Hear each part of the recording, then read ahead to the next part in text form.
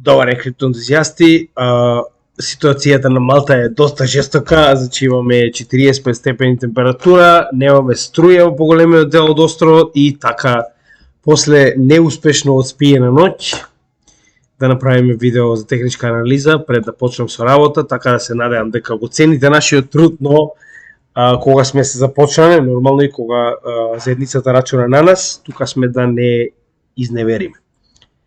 Нешто подобро од нашите политичари. Како и да е. Значи ќе започнеме прво нормално со најава дека за само 5 дена ќе го имаме повторно состанокот на FedNow. Она што го знаеме моментално за состанокот за FedNow е дека очекуваме повеќе од сигурно очекуваме да имаме нов rate hike од 0,25%. И сега тоа ќе се одрази на DXY, за кој што ќе поразговараме малку подоцна, со оглед на фактот дека 100 се покаже како солидна бариера, она што го најавивме, точно се случи, нели, повторно. Сега, малку подоцна за оваа анализа, но само и сака прво да напоменам уште еднаш дека скоро цела заедница е уверена дека ќе има нов rate hike од 0,25%. Сега, ова е веќе моментот каде што поголемиот дел од експертите се уверени дека Федералната резерва претерува. Пред да продолжам, само ќе напоменам уште еднаш, значи би ги замолил сите оние кои што се нови на нашиот канал, за да не се осеќаат изгубено, така речено, затоа што ова се доста напредни термини кои што ги користиме и анализа, би ги замолил да се вратат назад низ нашата техничка анализа, со оглед на фактот дека имаме посебни плейлисти за техничка анализа, каде што може да научат се од оно што моментално го објаснуваме, па за да можат и понатаму да ги разберат нашите видеа посоодветно. Така да, кога ќе ги поминете, би било многу полесно за вас да ги следите овие анализи моментално. Сега, Федералната резерва, чисто онака на кратко, како што кажеме, со секој rate hike моментално ја дига вредноста на DXY и неговата, нели, така речено глобална вредност, со тоа што ја намалува, го намалува supply-от на долари низ свет.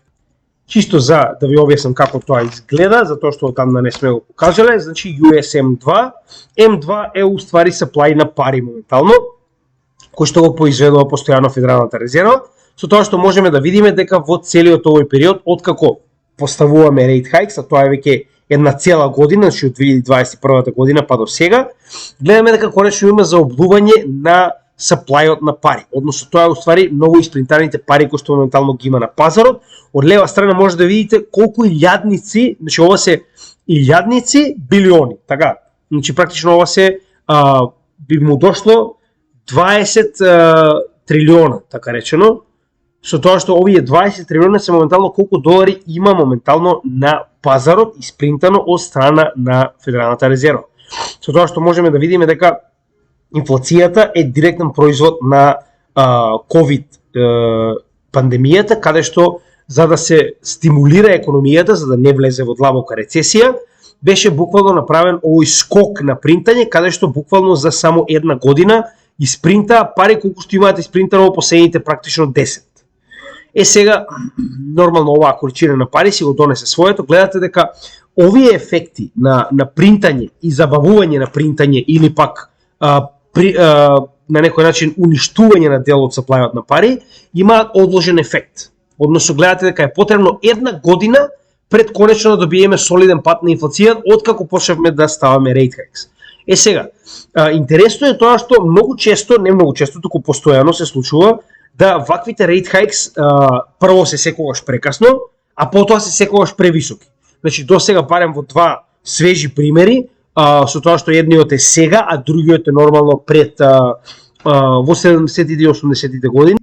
Како што објасниме во однос на инфлацијата, значи истата ситуација се случува ко она што моментално го следи. Односно ова индексот на CPI инфлација, каде што во 70-тите она што моментално се плашат да го направат, буквално го направиле тоа. Односно прво биле касно со rate hikes, па затоа имаме прв степен на рецесија, кој што, извинете, на инфлација, кој што пораснал до 12%, па потоа недоволно ставиле rate hikes, па затоа се повторува повторно инфлацијата, односно имаме entrenched инфлација, која што едноставно не сака да си оди, и во текот на следните 10 години истата од 5% расте до 15%, за потоа да имаме преголем rate hike, каде што практично на некој начин вие ја втурнувате целата економија во рецесија, затоа што премногу rate hike сте ставиле.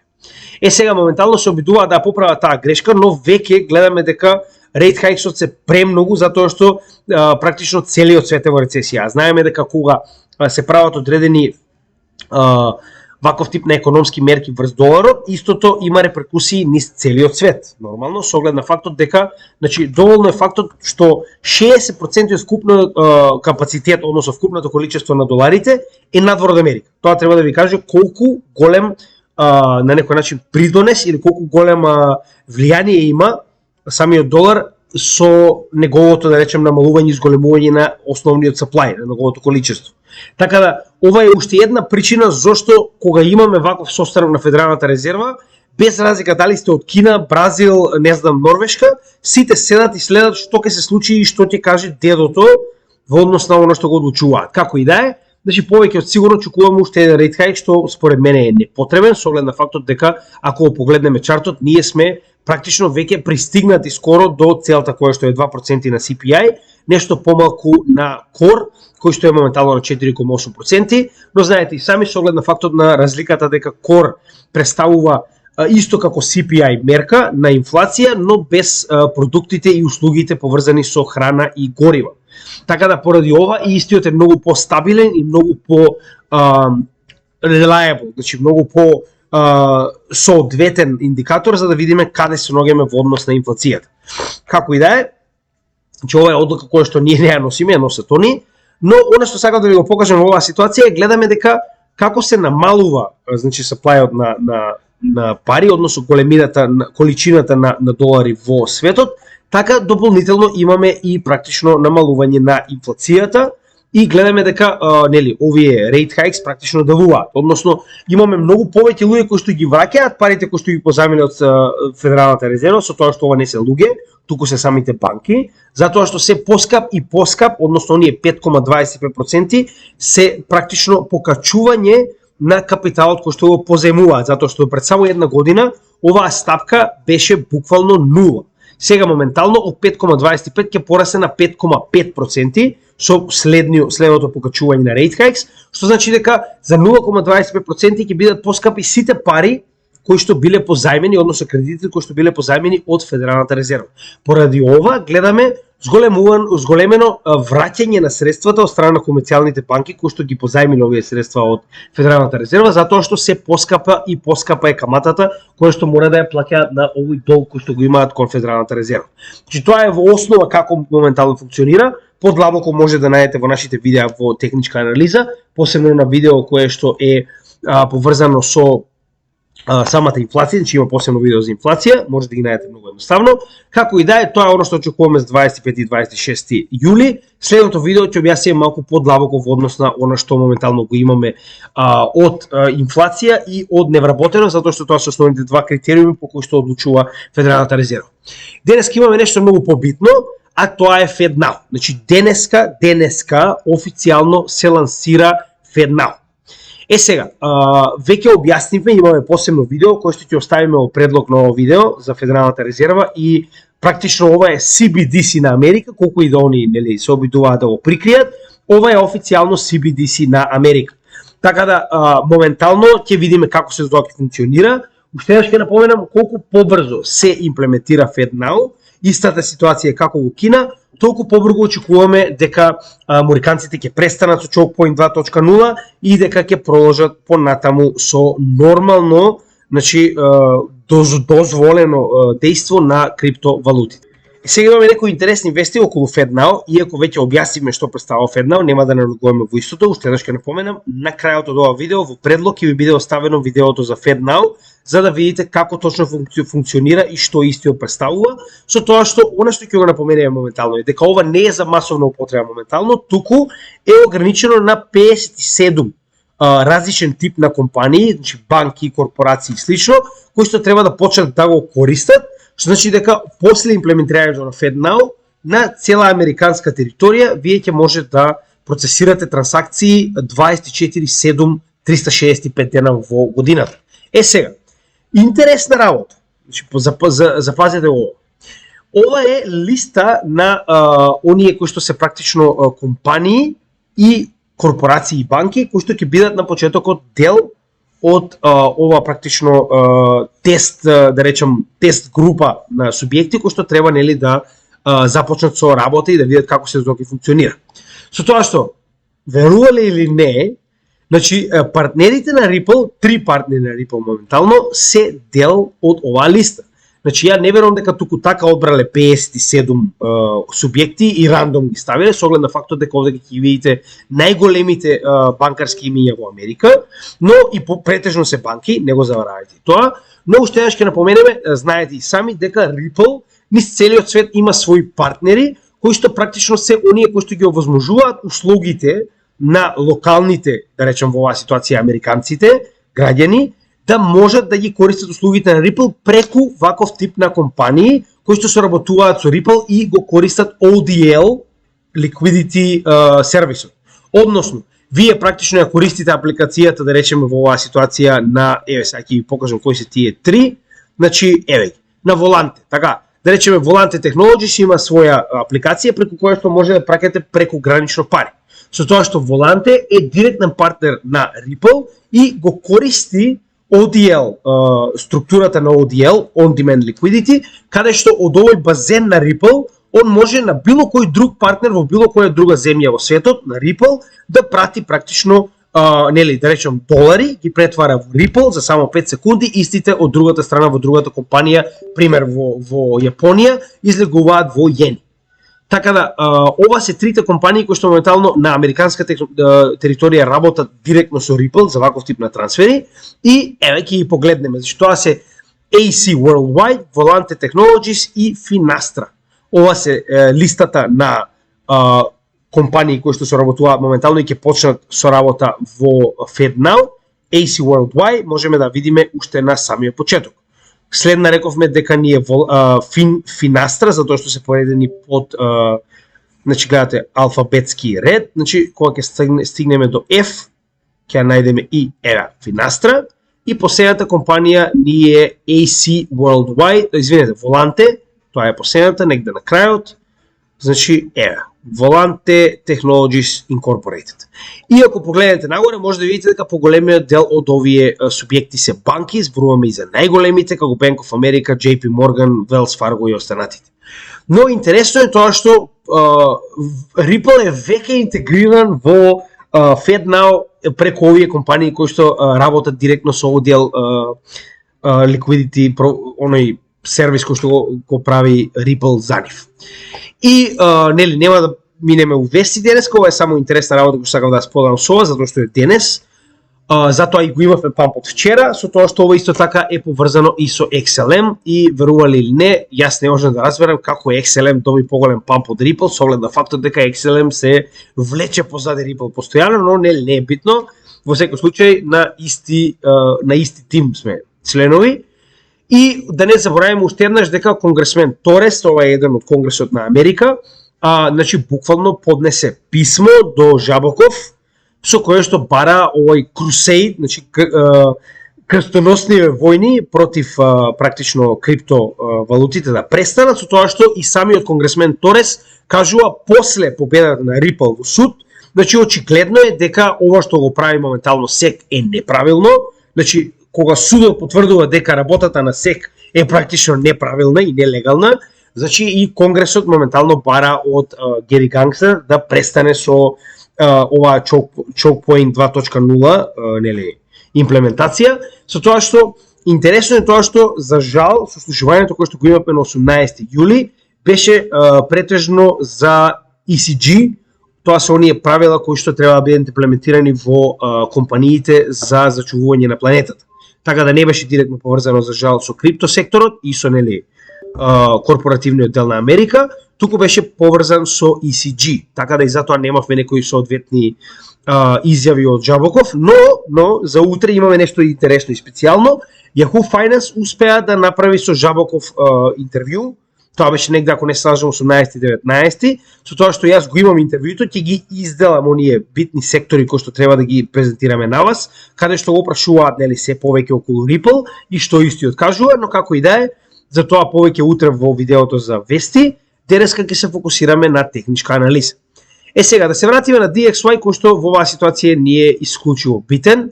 Значи, во однос на месечна анализа. Значи, зошто е битен, како што кажуваме постојано, DXY е во обратна корелација со биткоин и со традиционалните пазари. И моментално, значи, гледайте сега, тоа е многу битна работа. Значи, последен пат кога тргувал под 100 вредност бил во 1 март 2022 година, што е повеќе од една година. Сега, зошто е тоа битно? 100 представува многу битна вредност, затоа што е прво психолошка бариера, а второ, самата по себе, како што можеме да видиме, во два наврати представувала практично врв на два bull маркети, со тоа што имаме blow off top до ова жолто поле, но главното, гледаме дека главниот отпор моментално се одвива негде околу нивото на 100 и гледате колку пати. Значи, ова е прв пат во 2015 година март, па потоа во 2015 година ноември, па потоа имаме нели мала поддршка над ова ниво и повторен пат во 2017 година април, истото се случува и во март 2020 година, што значи дека е многу битно ниво. Нормално, ако се вратиме назад, ќе видиме дека истото е испочитувано и претходно, но ќе разговараме само за моменталните нели, нивоа. Сега, на месечно ниво реално станува збор за oversold сток RSI, но сток RSI во оваа ситуација може да остане, гледаме, долго време на ова ниво, со тоа што RSI има уште многу голем потенцијал за движење надолу.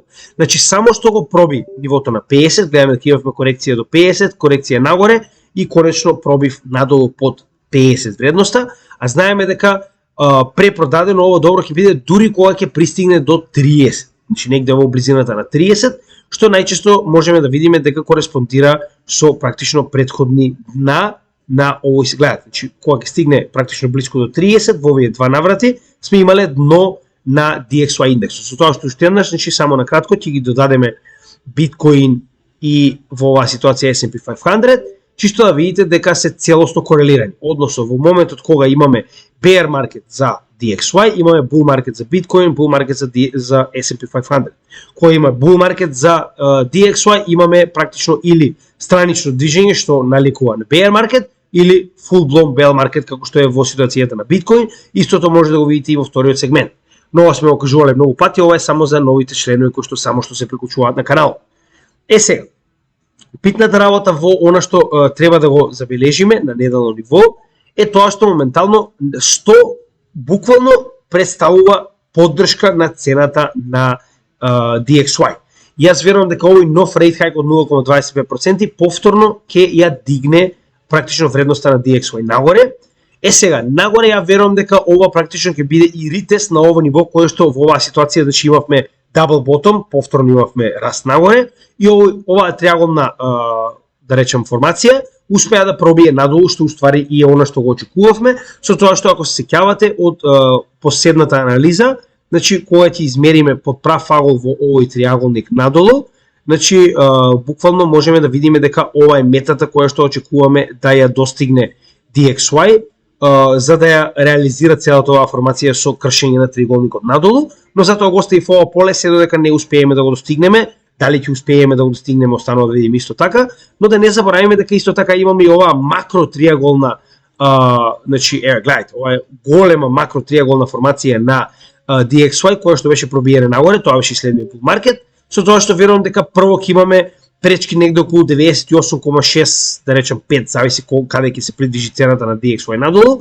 кој што ќе биде, верувам, солидна поддршка на DXY вредноста. Како и да е, значи официјално DXY е во bear маркет и кога конечно ќе престане Федералната резерва со овие rate hikes и со покачувањето на истите, очекуваме DXY солидно да колабира, со тоа што да не забораваме, уште еднаш ќе напомене, значи имаме само еден месец пред самитот на БРИКС, во кој што ќе се најави потенцијално нова валута на новиот голем блок кој што се создава во светот, кој што треба да добие 20 нови членки, што значи дека автоматски голем број од овие 60% од доларите кои што се надвор од Америка ќе си се вратат внатре и ќе предизвикаат инфлација и т.н. и т.н. Како и да е, тоа е една од главните причини поради кои што се брза FedNow, затоа што со ваков CBDC FedNow, колку повеќе се враќаат доларите назад во Америка, толку истите може едноставно да бидат бришени, затоа што нема да бидат веќе кеш, ќе бидат само трансакциони бројки кои што и дава целосна слобода моментално на Федералната резерва во Америка да манипулира со саплајот на долари како нив им одговара и сега немаат потреба они да ги собираат назад средствата, туку едноставно со едно копче може да го намалат саплајот на долари во целиот свет. Тоа е уствари поентата на CBDC и верувам дека тоа е начинот на кој што сакаат да се заштитат од дедоларизацијата која што наводно не се случува. Но гледаме се повеќе и повеќе земји како се откажуваат од тоалетната зелена хартија. Како и да е, тоа е околу DXY, значи и понатаму очекуваме пад, но не заборавајте дека после состанокот на Федералната резерва и ново покачување од 0,25%, очекуваме да имаме повторно раст на DXY со оглед на фактот дека добивме солидна корекција надолу. Гледаме и овде, значи на дневно ниво имаме bullish divergence, имаме потенцијално, значи ова е дно, точката која што ни покажува дека сме оформиле дно и моментално гледаме дека и RSI се наоѓа под 30, значи дека е препродадено доброто, значи дека после самиот 0,25% очекуваме памп, со тоа што тоа може да се случи во наредните неколку денови. Зошто го велиме тоа? Затоа што најчесто, ако сте приметили до сега, значи гледаме дека овие стапки, кога веќе знаеме дека ќе се случат, најчесто пазарот самиот по себе веќе ги инкорпорира и делува уште пред истите да бидат донесени и затоа и немаме големи масивни движења кога ќе се случат. И овдека гледате дека моментално кога веќе се знаеше дека ќе имаме нова стапка од 0,25%, гледаме дека цената почнува да се движи нагоре, односно вредноста на DXY да се покачува. Што значи дека веќе пазарот ја калкулира новата 0,25% стапка. Сега, самиот фактор дека се приближуваме кон крајот на rate hikes на Федералната резерва, што значи дека ако веќе нема rate hikes и да ги задржат некој период, тоа значи дека нема веќе вештачки да се пумпа вредноста на доларот. Спротивно, во моментот кога конечно ќе ја достигнат она инфлација од 2% која што толку многу ја бајат, значи конечно ќе почнат со олабавување на пазарот. Односно, досега имавме tightening, потоа ќе имаме easing на пазарот, каде што ќе продолжат со принтање на пари. Односно, оваа крива која што моментално ја добивме овдека на целиот овој чарт, значи оваа крива, повторно ќе почне да се движи постепено нагоре. Гледаме дека ова не се случило во значи буквално практично 60 години не се случило вакво нешто, што моментално го гледаме ваквото намалување на вредноста на доларите на пазарот. Така да, кога ќе се случи повторно придвижување нагоре на оваа крива, тоа е quantitative easing и очекуваме full blown bull market. Веќе најавено Федералната резерва кажа дека во најблизок рок очекува тоа да се случи во 2024 година и конечно да влеземе во следен bull market. Сега неколку збора за SPY и Nasdaq. Зошто? Затоа што истите се исклучиво битни во оваа ситуација. Првата работа која што мораме да напоменеме е, уште еднаш ќе кажам, дека оние кои што следат нашиот канал знаат дека ние точно определивме каде ќе биде дното на S&P 500.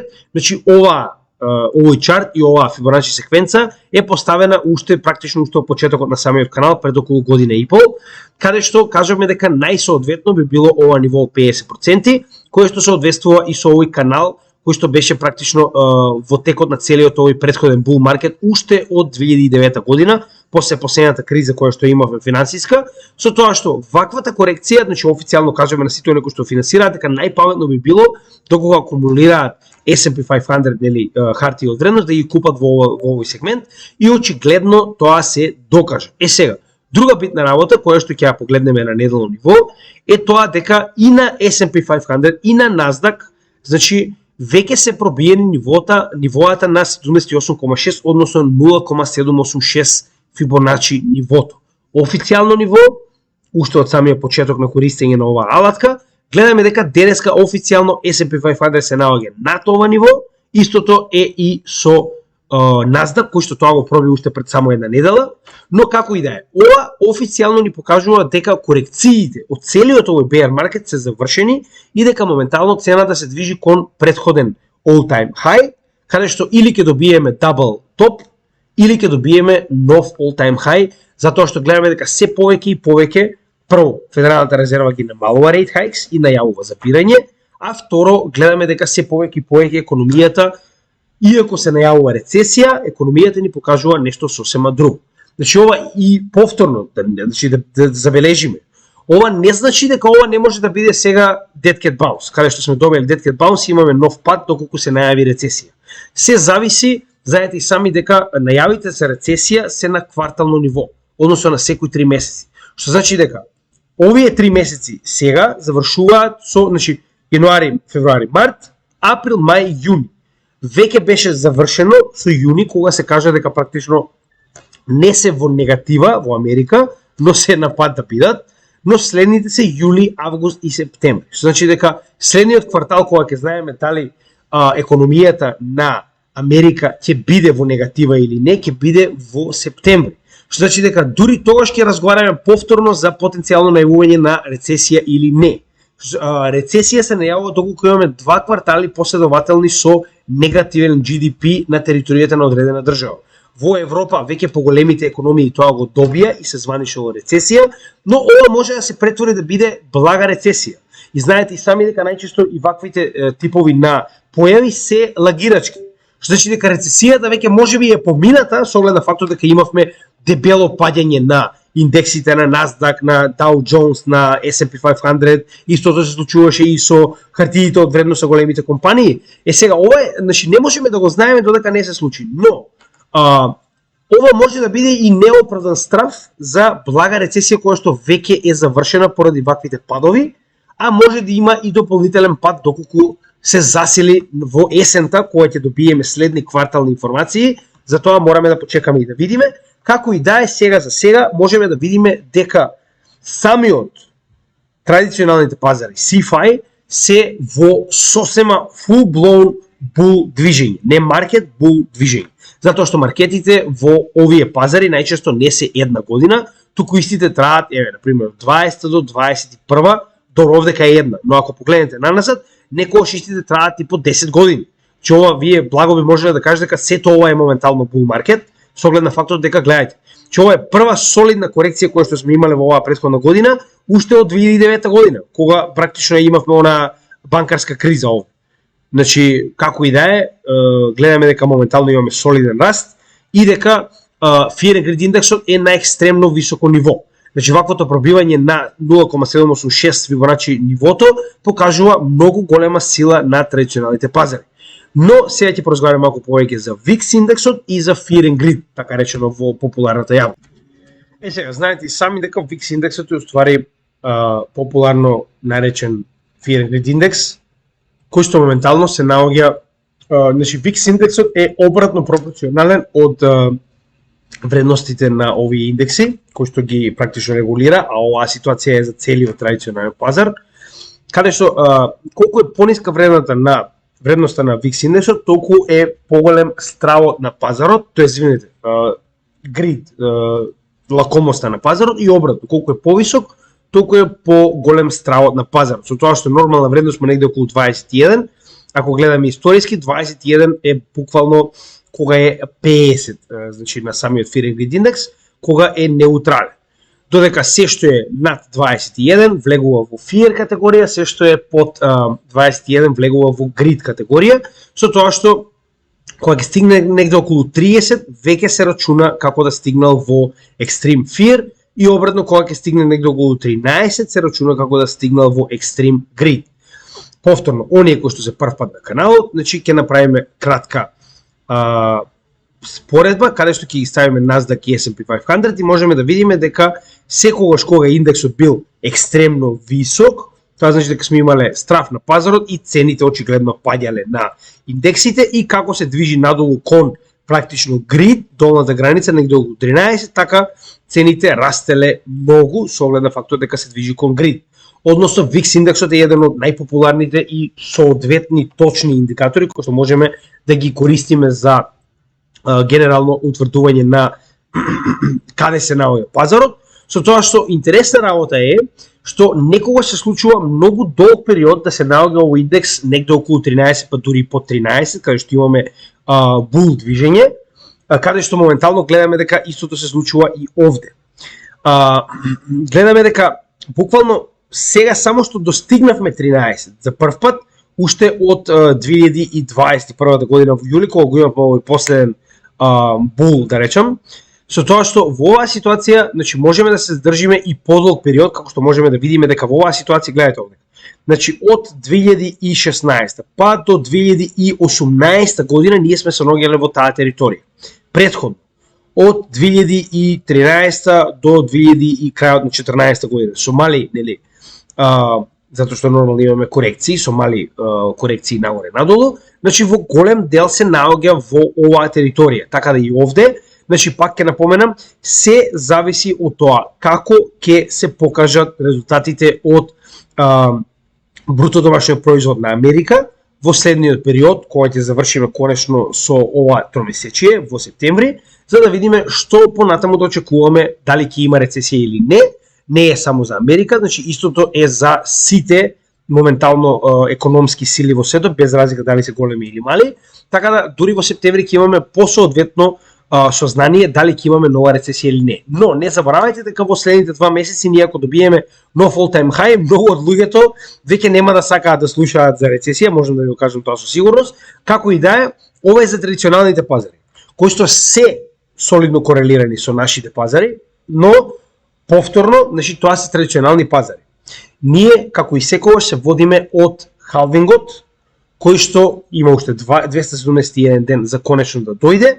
А ако ги погледнеме макроекономските, да речам, макроекономските појави, гледаме дека се повеќе и повеќе изгледа дека ова ќе биде во комплетна синхронизација прво со конечното опуштање на rate hikes, кои што се најавени да биде во 2014 година, каде што конечно ќе почнат да ги намалуваат каматните стапки кои што ги покачија до 5,25 моментално. Дополнително, дури ако има рецесија, се најавува дека истата ќе биде кратка и дека во 2014 година веќе истата ќе почне да олабавува, што значи дека се очекува рецесија само во текот на зимата 2023-2024, иако очекувањата нивни не се многу за верба, може да се случи да има рецесија, па да нема рецесија, така да ние ќе ги следиме податоците, не тоа што они кажуваат. Како што кажав, значи не гледате што кажуваат, гледате што прават. Они кажуваат дека има рецесија, а во исто време S&P 500 и Nasdaq кажуваат една сосема поинаква приказна. Затоа и ќе ги следиме чертовите, а не тоа што кажуваат гериатрија екипава од Америка. Сега, ова е се што имаме да кажеме на традиционалните пазари. Сега ќе се пофрлиме на биткоин, нормално, и ќе поразговараме за тоа каде се наоѓаме во така речено циклусот на самиот биткоин, како и секогаш. Мораме да напоменеме дека после оние големи ликвидации кои што ги имавме овде, значи имавме прво во оваа ситуација имавме лонг ликвидации, каде што сите помислија дека готово одиме до 50.000, и нормално следниот ден имавме шорт ликвидации, каде што поголемиот дел од големите играчи знаеа дека многу луѓе ќе стават, нели, соодветен стоп-лос за движење нагоре. Тоест, извинувам, шорт ликвидации прво, кога почнеме да се движиме нагоре, а потоа лонг ликвидации, затоа што вие практично поставувате лонг позиции со, да речем, стоп-лос негде околу 30.000 и нормално кога ќе го изфорсираат биткоин да падне со голема продажба, официјално ги активираат сите ваши стоп-лоси. Битно што мораме да забележиме дека и покрај толку голема ликвидација која што имавме во овие 2 дена, посебно во вториот кога имаме 160 милиона ликвидирани средства во биткоин во лонг позиции, цената на биткоин не успеа да пробие под 30.000. Тоа е многу битна работа. Значи, не знам дали до сега сте забележале, но колку повеќе се задржуваме на одредено ниво. Еве, на пример, ќе забележиме ниво претходно, кое што, нели, многу разговаравме, тоа беше 20.000. Колку повеќе се одржуваме кон одредено ниво, толку поголема структура правиме за истата да биде, како што можеме да видиме на VPVR, значи колку повеќе тргување имаме околу одредено ниво, кога повторно би се коригирале до ова ниво на 20.000, ќе имаме многу повеќе orders. Ова не е затоа што така е направено техничката анализа, значи мора да разберете што стои позади него. Колку поголем број на тргување имате во оваа ситуација, значи ова се ствари трговии кои што биле направени во целиот овој регион од 21.500 па до 18.800. Тоа значи дека многу од овие наредби кои што се ставени овдека, голема веројатност е дека се уште активни. Што значи дека кога би се симнале до ова ниво негде околу 20.000, тие наредби ќе бидат активирани, а сите тие наредби се за купување, затоа што моментално се наоѓаме над. И обратно, ако се наоѓаме под, тие наредби ќе бидат за продавање. Така, Што значи дека ја верувам дека многу од овие луѓе кои што на ваква крупна бројка ви ставиле соодветна, не викам дека ќе се вратиме до 20.000, само ја го кажувам како пример. Еве ви прост пример. Кога успеавме да пробиеме над него, првиот момент кога се вратиме до 20.000, ние останавме таму само 2 дена. Зошто? Затоа што гледате колку во целиот овој период имало тргување околу 20.000 и сето тоа направило да луѓето се повеќе и повеќе веруваат дека доколку се вратиме до 20.000, тоа ќе биде кратка корекција и ќе се придвижиме нагоре затоа што има многу наредби за купување. Така, сега. Истото можеме да го видиме и на 30.000. Значи гледате како што моментално имаме на 20.000 голема да речам конструкција на претходно тргување, сега моментално истото се гради на 30.000. Значи ако зумираме можеме да видиме дека околу 3, гледате сега. Околу 30.000, гледате колка врв има. Тоа значи дека секогаш кога цената ќе се придвижи до 30.000, ќе имаме голема сума на купување. Затоа и ваквите ликвидации гледате, значи во целиот овој регион, да речем од 26.000 па нагоре, гледате колку голем обем има точно над 30.000. Сега, тоа уште подобро можеме да го видиме на вториот чарт, каде што можеме да видиме значи ова е VPVR на целиот чарт, значи на целиот обем на биткоин, додека овдека се локални VPVR, кои што може многу едноставно да ги најдете, и се нарекуваат Fixed Range Volume Profile, како индикатор, кој што може да ги поставите од една до друга точка, за да ви дадат VPVR само на одреден дел од чартот. Каде што јас е направено на овој чарт, значи на овој дел, тоа е последниот скок кој што го имавме, и нормално овдека имаме и претходен на целиот овој bear market, поставен VPVR, со тоа што гледате. Значи во целиот овој регион најголем отпор во оваа ситуација сега веќе поддршка имаме околу 30.000. Тоа е оваа зелена линија, така.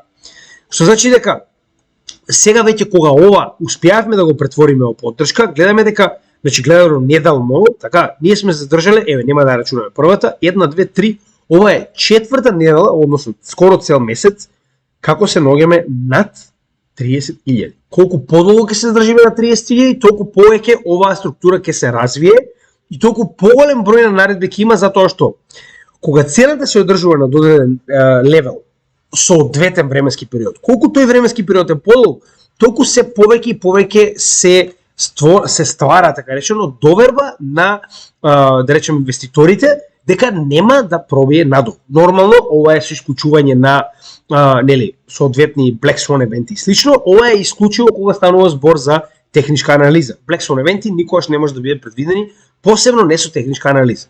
Уште еднаш, значи она што постојано кажуваме дека сме влегле во bull market е тоа што се наоѓаме прво над. Значи многу индикатори ни кажуваат тоа, но нели интересно е кога тоа ќе го објаснам за повторно да го видите како што треба. Сега мислам дека на неделно ниво подобро се гледаат. Да.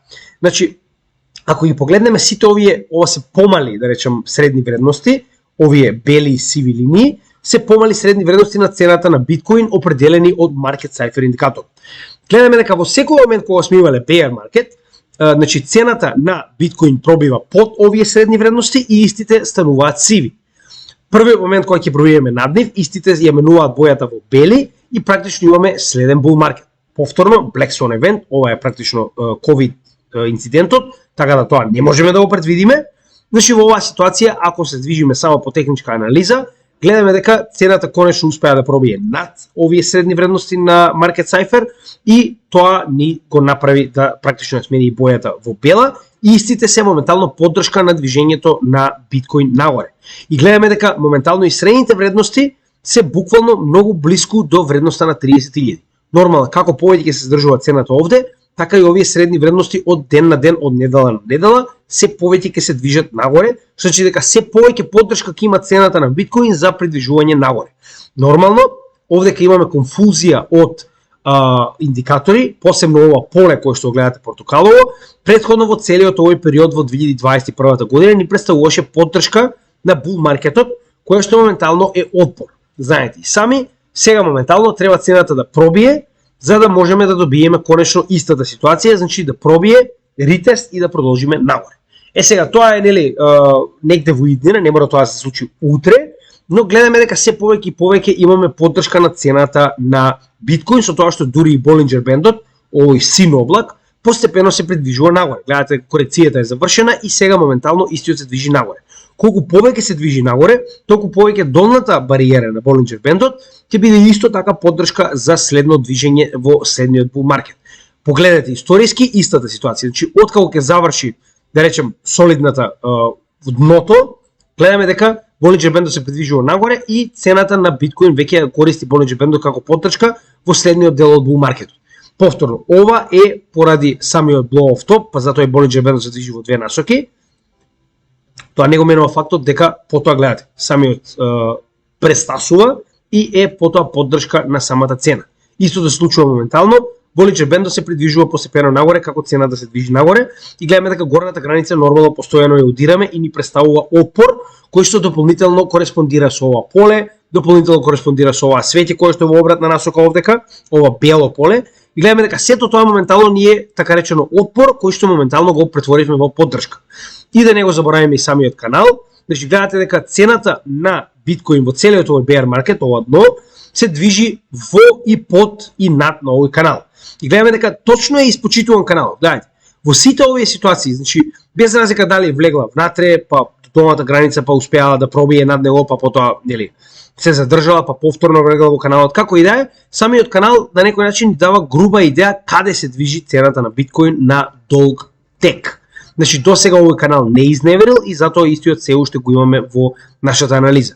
Гледано од индикатори, на неделно ниво, иако сме доста високо, значи се наоѓаме на 62 RSI, значи се уште имаме барем 10 поени пред да бидеме oversold за придвижување нагоре, но гледаме дека постепено повторно се спремаме за блага корекција. Зошто? MACD само што не добил практично црвена точка и сигналот е базично да се придвижат надолу, VWAP веќе ни покажува надолу, а интересна работа која што моментално можеме да видиме е дека дури од 11 април 2022 година, сега е прв пат кога значи на неделно ниво добиваме позитивен инфлоу на пари во биткоин. Значи тоа е дека до сега сме биле под нулата, сега конечно испаѓаме над нулата со инфлоу на пари во биткоин, што е доста битно. Иако ова на неделно ниво изгледа како дека има корекција, истата корекција не е дека ќе биде надолу. Истата корекција некој што случува да биде и хоризонтално, а да имаме период во кој што индикаторите се оладуваат. Кажавме дека колку повеќе се оладат индикаторите, толку полесно ќе биде следниот скок да биде направен. Еве и прост пример за тоа. Значи погледнете, овдека ние на индикаторите сме успеале да направиме два локални врва и bearish divergence, каде што MACD првиот бран е понизок од вториот, а овдека можеме да видиме дека врвот кој што сме го постигнале овдека е понизок од овој кој што сме го постигнале на второто. Тоа е уствари bearish divergence и за ова имаме посебно видео. За сите индикатори имаме соодветно видео кое што може да го најдете и да научите се за овие индикатори еден по еден. И за формации нормално. Но зошто е тоа битно? Гледаме дека откако сме го добиле ова како потенцијален врв, значи наместо да се придвижиме надолу, цената на дневно ниво се придвижува хоризонтално, а во исто време индикаторите се движат надолу во оладување, во корекција. И моментално имаме екстремно низок сток RSI на вредност од само 9, RSI од 75 се коригирал до 50, што е сосема солидна корекција, VWAP веќе е нагоре, MACD само што не добил позитивна корекција нагоре. Сега, иако на неделно ниво ние имаме очекување за корекција, на дневно ниво е сосема поинаква ситуација, каде што очекуваме дека цената ќе продолжи да пробива нагоре, односно да имаме повторно ритест на оваа 31.000 бариера која што имаме уште од 2 април 2023 година и да пробаме повторно да пробиеме. Останува да видиме дали тоа ќе се случи, но како и да е, уште еден интересен и битен индикатор е тоа што моментално имаме стеснување на Болинџер бендот. Секогаш кога имаме вакво стеснување на Болинџер бендот, цената ќе пробие или во една или во друга насока. Гледајќи историски, гледате и сами. Значи кога имаме стеснување на Болинџер бендот, пробив, така. Повторно назад. Стеснување на Болинџер бендот, пробив. Стеснување на Болинџер бендот, голем пробив. Така, секогаш кога Болинџер бендот ќе се стесни и колку повеќе ќе се стесни, толку поголема експлозија се очекува во една или во друга насока. Со тоа што најчесто ваквите експлозии се многу често движени од страна на вести. Значи, техничката анализа ви покажува дека ќе има голем потек, а каде истиот ќе се движи, за жал, најчесто е директно покажано од самите вести кои што ги имате околу, да речеме, оваа валута. Уште една интересна работа која што имаме, а тоа е 100 неделната средна вредност, оваа жолта линија над нас, која што моментално е пречка за движење на биткоин нагоре. Значи имате, гледате, конвулзија на повеќе различни индикатори. Значи Болинџер бендот е над нас, ова поле кое што претходно представувало поддршка е над нас, горниот рейндж на полето, 100 неделната средна вредност. Сега, повторно, битна работа е дека во под нас има исто така многу добра поддршка, односно, гледаме дека bull market support бендот се придвижува нагоре и веќе влегува во овој рейндж. Значи, горната граница на bull market support бендот е на 28.000, што представува долна граница на овој рейндж во кој што моментално се наоѓаме. Исто така и 200 неделната средна вредност се движи нагоре, која што успеавме да искористиме како поддршка повторно, што значи дека имаме многу поддршка од долна страна, заедно со ова ниво на 30.000, која што, иако можеби ќе имаме блага корекција по 30.000, верувам дека веднаш ќе се најде како сапорт, како поддршка за следно движење на биткоин нагоре. Повторно, ова е технички дел од анализата, сето ова зависи доколку не добиеме некаков тип на Black Swan event. Black Swan event и се паѓа во вода. Значи тоа да ви биде јасно. Сакам да го следите тој дел и гледаме дека моментално ваквото оладување на биткоин, каде што истиот се движи хоризонтално, произнесува со алткоин движење. Ако приметивте вчера, значи OP, иако тоа беше поради вест, се придвижи нагоре. Моментално гледаме дека, сега, не заборавајте ово што моментално го гледате во XDC, HBAR, Quant, IOTA, се поради и вестите за ISO 20022. Но останатите, како што во оваа ситуација Link е моментално 14% плюс, другите не се нешто посебно, но Matic е 5%, DOT е 4%, да видиме Sol дали исто така, како еден од најголемите, Sol е 3% нагоре, чевајќи и погледнеме и останатите, ево, One, добро, иако е сега доста мал, но One беше еден од главните генери во претходниот bull market. Значи, оно што сакам да ви го покажам, гледайте овде ке имаме Compound и MakerDAO 5, значи, Near Protocol 6, оно што сакам да ви го кажам дека кога имаме ваков тип на блага, да речем корекција и акумулација на биткоин, најчесто тоа се претвара во некоја мини алткоин сезон, како што моментално можеме да видиме и овде. Сега, следни работи, исто така што сакам да ги покажам, е овој макроканал, кој што кажавме дека е апла копија на 2014-2015, значи ако и превземеме овие делови овдека, од самово дно, па да речем вака, само да видите како тоа изгледа, значи од моментот кога сме испаднале од каналот, ако истото го поставиме во моментот каде што овдека сме испаднале од каналот, значи ние имаме буквално копија. Значи погледнете. Сме испаднале од каналот, една свеќа надвор, следната сме се вратиле внатре. Истото, така. Потоа се движиме по долната граница на овој канал, погледнете, се движиме точно по долната граница на овој канал пред следниот bull market. Значи дека буквално се случува истото како што се случило во 2014-2015 година, почетокот на bull marketот, и дополнително можеме да видиме овдека дека и 50 месечната средна вредност ни представува поддршка на следниот bull market, која што моментално успеавме да ја претвориме од отпор во поддршка.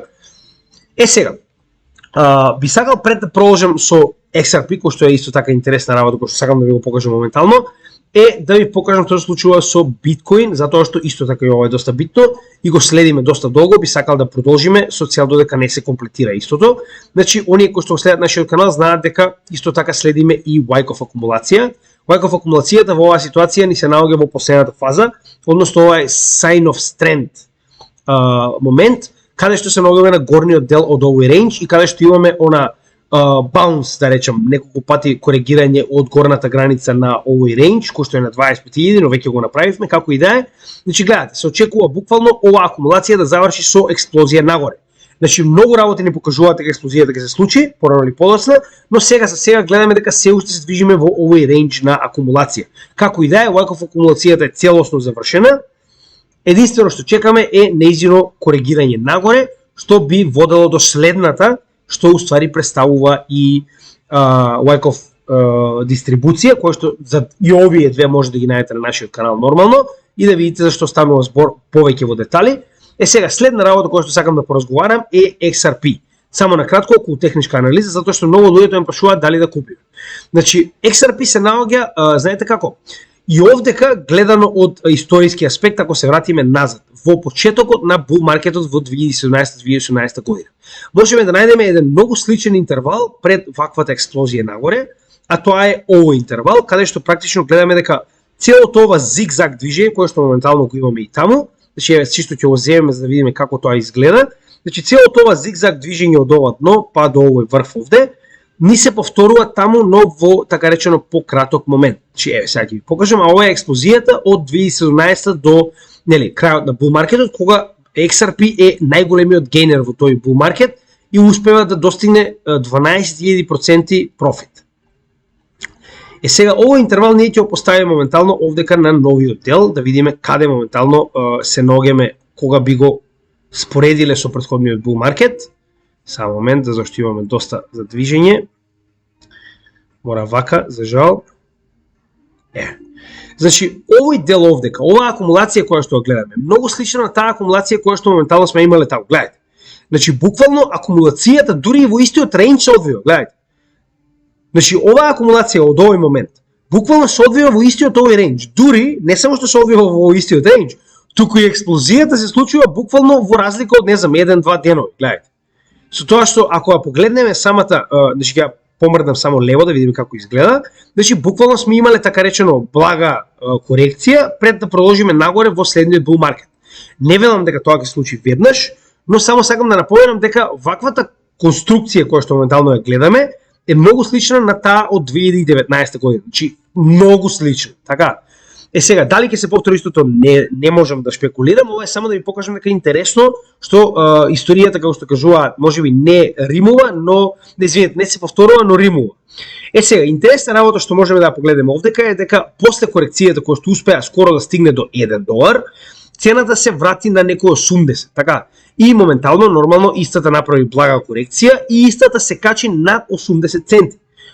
Сега, моментално гледаме се повеќе и повеќе вести во однос со тоа каде се наоѓа Ripple и што понатаму ги случува со него. Значи пак, ова е на вас, вие останува значи дали ќе сакате или не да купите, тоа не можам да ви кажам јас. Но оно што сакам да ви го кажам е дека моментално Ripple, како што е тоа ситуација од 2017 година, може да се покаже како буквално почетникот на следниот bull маркет. Секогаш имаме еден коин кој што го води bull маркетот. Во претходниот bull маркет тоа беше Link. Во 2017-2018 тоа беше Ripple. Но не велам дека он го предизвикува bull маркетот и го нели сите го следат затоа што се знае дека тоа секогаш е биткоин, но најчесто имаме еден таков фронтранер кој што прави голем ран пред останатите да почнат да го следат. Нормално биткоин тоа го прави со оглед на халвингот, а додека Link во претходниот bull маркет, ако сте го следеле, Link беше првиот кој што направи нов all-time high, кој што направи добри 5x пред останатите да почнат дури и да се движат. Со оглед на фактот дека моментално Ripple има позадина тоа да го направи, не гледам причина зашто не би бил истиот. Сега останува да видиме нормално, но знаете сам, јас мојата положба во Ripple не ја мрдам, значи истата си е каде што си е и останува таму. Ваквата корекција нормално излезе надвор од Bollinger Band, излезе надвор од се, и затоа моментално нормално беше да добиеме корекција, но гледаме дека и понатаму продолжува да се движи нагоре. Значи, иако е oversold во се, и понатаму продолжува да се движи нагоре. И една многу битна работа која што ја приметив, а тоа е парот биткоин наспроти Ripple. Погледнете го ова. Значи, овдека моментално треба да ги додадеме, додадени се, значи 200 неделната средна вредност и во оваа ситуација, значи погледнете. Доколку го споредиме, ќе оставиме на неделно ниво, каде што многу појасно може да се види. Значи, погледнете. Самиот XRP моментално, значи, се наоѓа во овој рейндж, така речено во акумулационен рейндж, уште од 2020 година јуни. Значи, можеме да видиме дека практично со мали исклучоци, значи, најчесто ова зигзаг движење на цената биткоин наспроти Ripple се наоѓа во овој рейндж, рековме уште од 2020 година, значи цели 3 години се наоѓа во овој рейндж. За прв пат во оваа практично 3-годишна историја, XRP успева да пробие надвор од 200 неделната средна вредност, што значи дека покажува многу голема сила наспроти биткоин. Истиот дури е моментално надвор од Bollinger Bandот, кој што нормално верувам дека ќе го врати постепено, со оглед на фактот дека ќе се движи можеби малку хоризонтално сега за да се врати во истиот, но битниот момент кој што успеаваме да го забележиме овдека е дека успева да испадне надвор од овој рейндж и да се придвижи надвор од 200 неделната средна вредност. Тоа ни покажува дека моментално Ripple покажува поголема сила наспроти биткоин во нивното движење нагоре. Нормално, со оглед на фактот дека биткоин, Ripple во претходната недела дена доби скоро 80% нели памп, додека биткоин за разлика од тоа истото не го постигна. Како и да е, тоа само ни покажува дополнително дека Ripple можеби на вистина само што не започнал со негово движење нагоре постепено. И нормално на месечно ниво ќе погледнеме каде се ногаме, затоа што ова е нели макроциклусот. Гледаме дека моментално се ногаме практично во оваа досадна година, која што постојано ја кажувам, затоа што многу од луѓето се откажуваат во оваа досадна година, они успеале да го преживеат bear market, каде што секој ден гледавме како само, значи се молиш само да не паднат премногу цени. Така. И сега наједнаш доаѓаме во ситуација каде што имаме акумулација, која што историски покажува дека оваа година од претходните 3 циклуси е најдобра година за акумулација пред следниот bull market. Така, гледајте.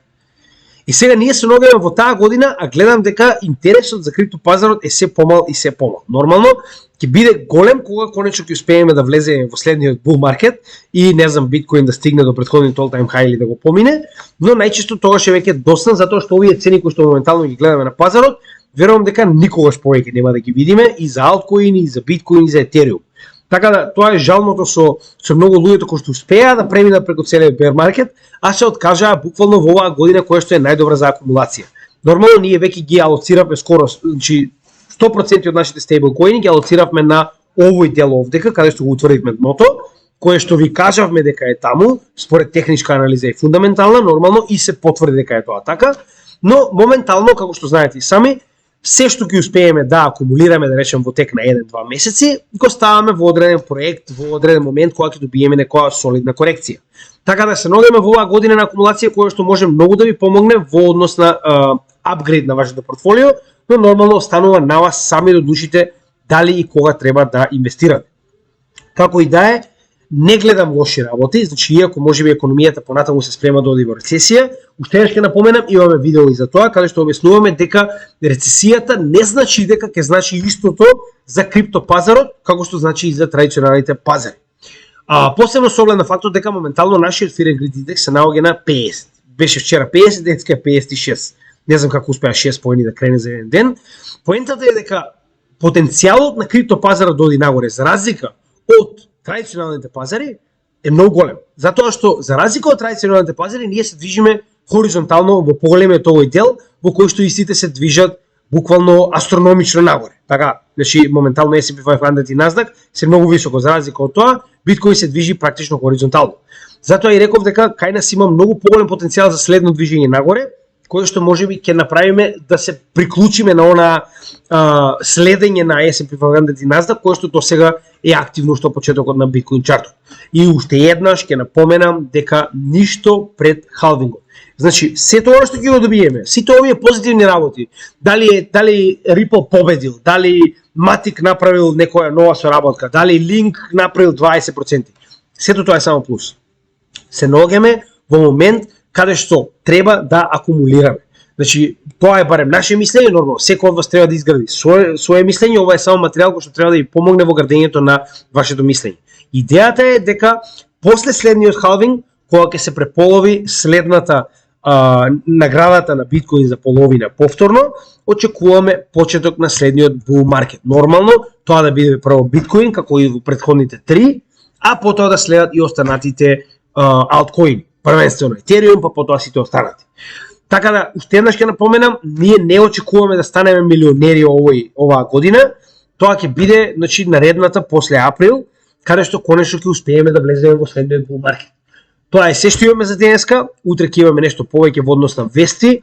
Јас уште се извинувам, но знаете сами дека овдека среде сезона со проблеми од типот на пола малта нема струја, значи едноставно не можете да работите како што ви е вас по кеф, но се обидуваме колку што можеме повеќе. Значи како што кажав, утре ќе гледам да направиме вести и потоа ќе продолжиме со нормалните коини доколку не добиеме некои да речем битни теми кои што треба да ги обработиме, со оглед на фактот дека денеска на пример FedNow започнува со работа, тоа ќе биде доста битно да го проследиме, ако нешто има, би сакал да го земеме тоа како првенствено, па потоа да се вратиме на нормалната работа на каналот. Значи секогаш кога нешто има итно го преземаме прво тоа.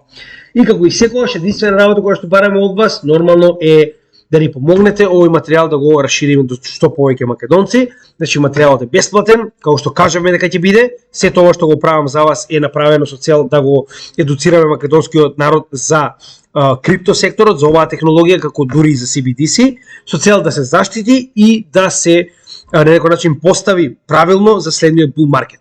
Не заборавајте, сите играме за истиот тим. Овој канал се обидува да изгради заедница која што ќе помогне на македонскиот народ да направи профит од следниот bull market. Тоа е единствената задача на нашиот канал. Затоа ја го поставив она на community табот на нашиот канал, каде што барам од вас да гласате. Сакаме да знаеме колку од вас се во профит од како го следат нашиот канал. Иако ова прашање е несоодветно формулирано, затоа што некои од вас можеби го следат овој канал една недела, не очекуваме дека вие сте веднаш во профит, нормално, но тоа е само за да видиме како изгледа нашата заедница во однос на задоволството од материјалите кои што ги нудиме за вас. И оној short term помош, ако сакате да ставите лайк, subscribe, да ставите коментар на нашето видео, секогаш помага на алгоритмот на YouTube да го сподели ова видео на што повеќе гледачи на YouTube. Така да ви благодарам уште еднаш, нормално, се гледаме во следното видео и поздрав од CryptoGaming.